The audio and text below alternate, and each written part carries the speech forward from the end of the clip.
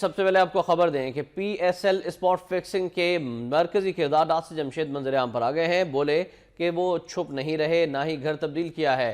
National crime agency کی تحقیقات مکمل ہونے کے بعد پی سی بی کے ساتھ تعاون کے لیے تیار ہے.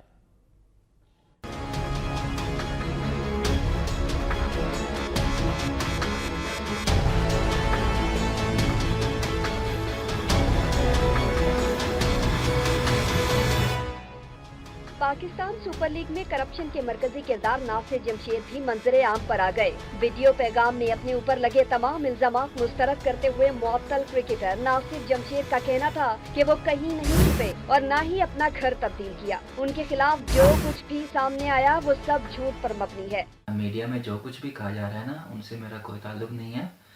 نہ ہی میں نے گھر چینج کیا اور نہ ہی میں کسی سے چھپ رہا ہوں. ناصر جمشید کا کہنا تھا کہ وہ پاکستان کرکٹ بورڈ سے تعاون کے لیے تیار ہیں. جہاں بھی کہا جائے گا وہ آنے کے لیے تیار ہیں. میں پی سی بی سے تعاون کرنے کے لیے بالکل تیار ہوں، لیکن میں نے ان سے یہی ریکویسٹ کی ہے کہ جو انکوائری یا پی سی بی یا این سی ایچ کر رہا ہے پہلے اس کو مکمل ہونے دیا جائے. پاکستان سپر لیگ میں کرپشن سکینڈل منظر عام پر آنے کے بعد ملوث کرکٹرز کے خلاف انکوائری جاری ہے. اس بات کا انکشاف ہوا تھا کہ بکی سے ملاقات کے لیے ناصر جمشید نے کھلاڑیوں کو اکسایا. خالد لطیف اور شرجیل خان سے ملنے والے بکی کو ناصر جمشید نے ہی بھجوایا تھا.